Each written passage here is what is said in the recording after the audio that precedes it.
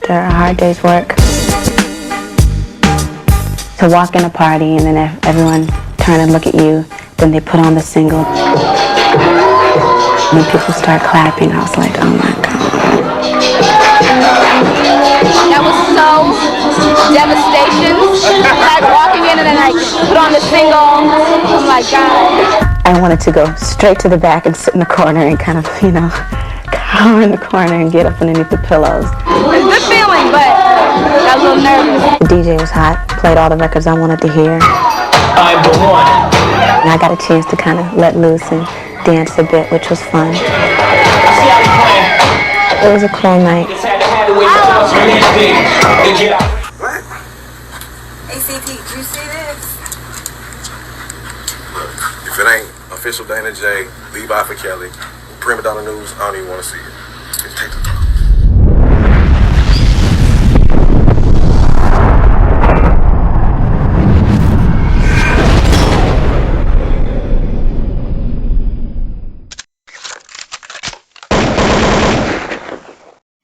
Isn't it funny how all of these influencers and characters came out running with these stories about Aaliyah and R. Kelly, and anything negative about R. Kelly that can sensationalize and overlook the hypocrisy that I've pointed out from day one, and how a lot of these allegations implicated a lot of people in the industry when it came to these accusers. But mighty funny how people wanted to jump around the allegations they waged towards other people as they gravitated towards the ones they spent about R. Kelly. But now that they get in their feelings, it's funny how their attitudes change, and all of a sudden they start volunteering more information that would give you insight to the disgruntled attitudes that have left the industry feeling some type of way about key players. That don't change the fact that when it comes to certain allegations, there's a way you handle it. And the way certain people decided to run in line with this Me Too movement, it should be clear my point of view can never be influenced by how people feel about the individuals they're waging the allegations against. Instead, as I challenge other individuals, it's very necessary to take the information that people are giving you, weigh out the consistency between the allegations and the motivating factors as to what is leading them to put these allegations out on public domains, and then start to comprehend how some of these government officials, politicians, etc., love to use certain types of cases to build their careers. So, with that being said, isn't it very funny how we're watching people spin more content about Aaliyah, a deceased person who's not capable of defending herself? Then they're sitting back trying to provoke individuals like her mother to come out and speak to her defense. But at the end of the day, why is that necessary? Why do people's opinions make them feel entitled to certain information that should be fucking common sense? Like all these people who gravitated toward this Aaliyah marriage, they ain't got that same energy as to why isn't this pastor being prosecuted? Why isn't this government official being prosecuted? Why isn't a lot more people being prosecuted? Clearly, people don't want to have conversations about that, but they will continue to speculate on this conspiracy as to what happened to Aaliyah. All this talk of Rock Nation being behind a lot of janky-ass business, and now these same disgruntled type employees feeling some type of way because they want to paint the narrative they're being silenced by individuals they like to slander. The point in this video is to revisit content that I put out last year when I watched Jaguar Wright teaming up with Azriel Clary's father. And considering how she's so eager to jump on anything trending, why don't people start asking her opinions on the Clarys, given all this information that clearly has been available before the trial and after the trial, even though she so gladly teamed up with them to help them continue to push their narratives? But wait, let me backtrack just a second. Not actually help them push their narrative, more like got inspired at the blueprint that this surviving R. Kelly trend would set. I want to send a message to the enablers of Mr. Kelly, to the agents and the managers and the attorneys and the others who stood idly by and looked the other way and turned a blind eye while teenage girls were sexually assaulted for over 2 decades. I will not rest until each of you is brought to justice. We will uncover evidence relating to your participation in these crimes. Mr. Kelly did not do this alone. He did so with the assistance of all of these folks. And it was all, let's be clear, in the interest of money. Everybody ain't got $100,000 sitting around. He said, but damn, just you could have shown me some love and say, well, I came in with $100. He goes $500. And I told him, God is showing you who for you and who against you. He been showing you that, Rob. And sometimes it takes things like this for you to humble yourself. I said, you got to humble yourself, baby. The being she put on there, I met R. Kelly in December of 2015 on a boat. Who the fuck having a boat party in Chicago in December? Now, Don Russell, with his snaky ass, he went and did an interview while we was in Biggs the night that Rob got released and told them, I met him on the boat, I ain't know him, this, that, and the third. So I had to call this motherfucker and check him like, first of all, bitch, if I did just know him off the boat, who told Rob said, who the fuck told you to go down there and do an interview? I got my motherfucking money in 3 days with 10% interest. So guess what? I'm like a loan shark in a motherfucking bank. I got my $100,000 back, and I'm gonna send you I'm gonna send you a copy of the cashier's check in 3 days. Plus, I made $10,000 just off him saying thank you for doing this for me. And Love reportedly wants her money back, according to the Chicago Tribune. A Cook County judge says, too bad. Love's attorney, John Collins, wrote in the 4-page motion she was unaware of any additional ongoing investigations when she posted his $100,000 bond, and argued it's nonsensical for the money to sit in deposit if Kelly is in custody. Collins also contends Love paid $50,000 in back child support on behalf of the Pied Piper R&B when he was jailed for missing payments to ex-wife Andrea Kelly, according to page 6. Circuit Judge Lawrence Flood denied the bid, saying she has no legal basis to ask for her money back. Love reportedly claims she's just trying to help a friend out. Opposed to using the bail money on herself, Love actually intended on using the money on Kelly's other legal fees. Kelly is now incarcerated in Chicago on federal charges in both Chicago and New York for racketeering, sex trafficking, and paying off witnesses in his 2008 child pornography case. He was also charged with prostitution in Minnesota last month. Facebook lied to you. Radio lied to you. Radio fuck you.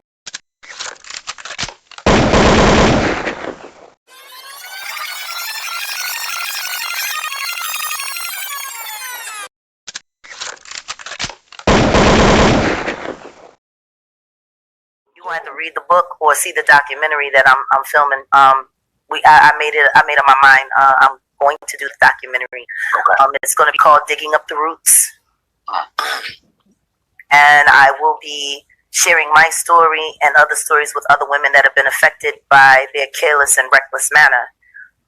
We were artists just as brilliant as you, some of us more brilliant than you, and you treated us subservient because we were women.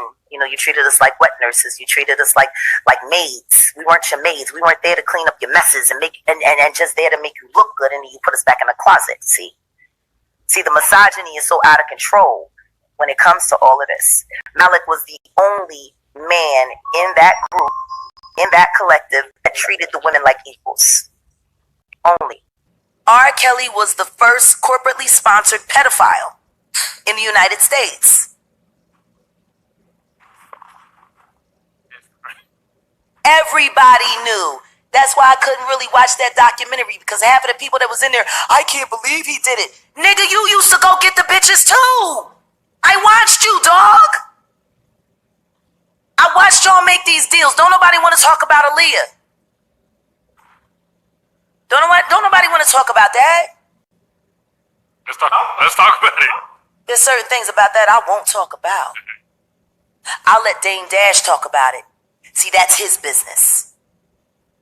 And when he's ready to talk about it all, I'll corroborate every word that he says. But it's not my story to tell. But it's real. It's real. When you pass secondhand information, it's not always correct. And when you feed off of information from a movie, it's also not always correct. Look, that's all her own. I watch a lot of the fashion shows, a lot of the runway models, and see what's the next thing happening, and then intertwine that with what I'm doing. Image goes hand in hand with the music, and that's how people identify you. You know, they separate you knowing your music and knowing your style and your image. So that's why it takes me a while to put things together, especially if I'm doing a dressy thing rather than a sporty thing. Because what you see here is really me, the baggy jeans and skull caps and everything. So when I'm doing a dressy thing, I've got to still remain in my image. So it takes me a while to put something really good together that still looks like Aaliyah. But That's strange. Could have sworn on the little movie they said specific individuals gave Aaliyah her style. is it possible at all to have a relationship on the road? I would say it's possible. I just don't have one. I don't have one right now. I don't have a boyfriend.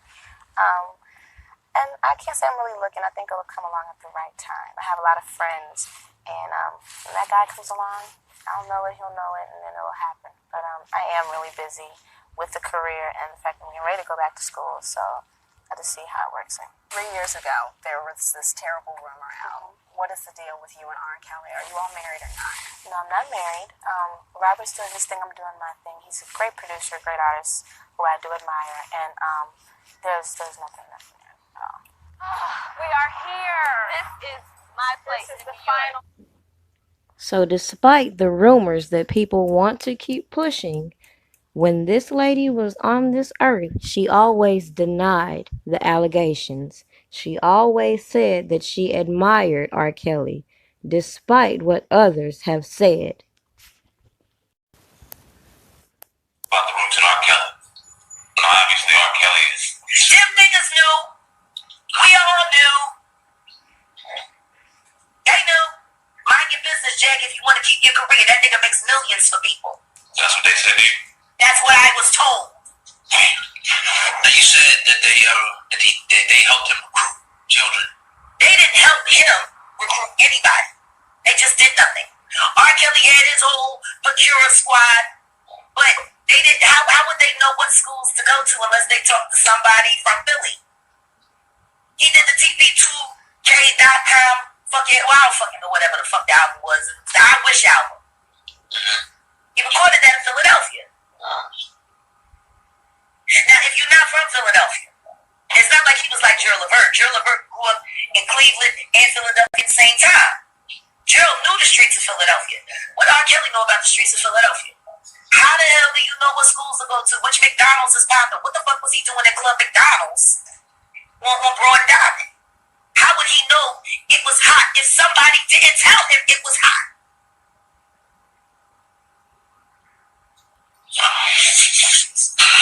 Somebody had to tell him where to go trolling. Right. Now, I don't know exactly who that person was, but I'm telling you, somebody had to tell him something. Yeah. But everybody did see those girls come into the rooms for meet and greets. I had to share a room with him while I was recording one of my projects, and I made it very clear to the maintenance staff, clean this motherfucker before I come in here. Clean it. I came into that room. I found panties under the goddamn control board, and they weren't grown woman panties, and they weren't thongs. R. Kelly is a nasty fucking asshole, and I said it to his face. I swear to God, you touch anybody I know, I'll take you down myself. I don't care how big you are. I grew up in North Philly. I grew up in Richard Allen. I ain't afraid of no big nigga. I kick you in your knees and punch you in your fucking nuts. When I got you eye level, you mine. Touch one of mine, see what I do. I can't say nothing to the media because my career's on the line. But if I ever find out while you in Philly, you touch any of mine, I promise you that's your ass, bitch. So I'm making this video specifically for this page because many people that support R. Kelly have left comments stating that we should send messages to Jaguar about the truth that we're uncovering over here. And I'm making this video to demonstrate why I don't feel that she's misinformed about R. Kelly. Just like many other celebrities and instigators that like to throw R. Kelly's name out there, I feel like they do that in order to give themselves validity. Regardless of what they heard or what they know, there's always deception in what they say. Who in their right mind believes that at the height of this man's career, he was sharing a room with somebody such as Jaguar Wright? To sit here and say that she has inside information about even the Aaliyah situation when she wasn't around then, how would she know that? On the same foot, if you continue to listen to her, she will speak on the fact that the industry uses celebrity coupling. They pair people for specific reasons. And with that being said, like I've maintained from the beginning, I feel like the whole Aaliyah situation with R. Kelly was a publicity stunt for that very reason. If you just sit here and continue to listen to her, you will notice that she's really on her own agenda and is very much in coalition with the Me Too agenda. Therefore, I don't feel like she's misinformed. Is it a coincidence that her group, The Roots, one of their band members were in pictures with another alleged accuser of R. Kelly? The same Minnesota victim who clearly was not a minor. So with that being said, they keep flip-flopping with this young girl storyline, but they forget just because she's young, that could include 18-year-olds.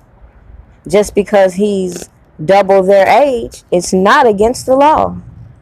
So with that being said, I feel like Jaguar Wright is going to eventually discredit herself. As a matter of fact, I feel she already has for those really listening. Just peep game. I think that video aged pretty well in re-uploading. And the fact is, as quick as these people want to jump on the R. Kelly and Aaliyah stories, why wasn't they so interested in just telling the whole truth instead of trying to preserve the image of certain individuals they happen to like when they wanted to slander other individuals that would give them the spotlight? It's no coincidence that, again, Rock Nation came up in a lot of the research that I put on display, and the fact that, again, a lot of the allegations we heard waged towards Robert Kelly could be equally distributed throughout the entire industry. But as we reflect on what Jaguar Wright said a while ago and the misogyny that I told you all is fueling this whole Me Too agenda, it should be very clear why in all this time I've never been amused or entertained by talking about anything within these people's personal lives that have not a damn thing to do with me. Even as I hear people talk about non-disclosures and all this information they claim they had, though we didn't see it appear in the trial. So when I'm adamant that a lot of people, even though they want to just wipe things away Now that the trial is over and people fail to grasp how I've set my content to document why I believe all of these convictions that they did acquire will be overturned. Now, clearly it will take time, but also we would see how individuals will use this blueprint that they strategically put out there against Robert Kelly to target other artists. Now, should it take people to one by one sit here and tell you over and over, don't believe the things that you're being told. Do your own research before you start to realize how fraudulent these people appear, especially when it comes to a Jaguar Wright, who clearly, every time she falls out with people, feels the need to expose things clearly she had no problem with before she got in her feelings, which is the problem I have with a lot of people in the black community and even those chasing this R. Kelly storyline and how they want us to believe they allowed this man to sit around here being this sadistic pedo, gathering up all these children, presenting all these adults in trial, and still feeling some type of way because R. Kelly's true supporters ain't going nowhere. Now run tell that.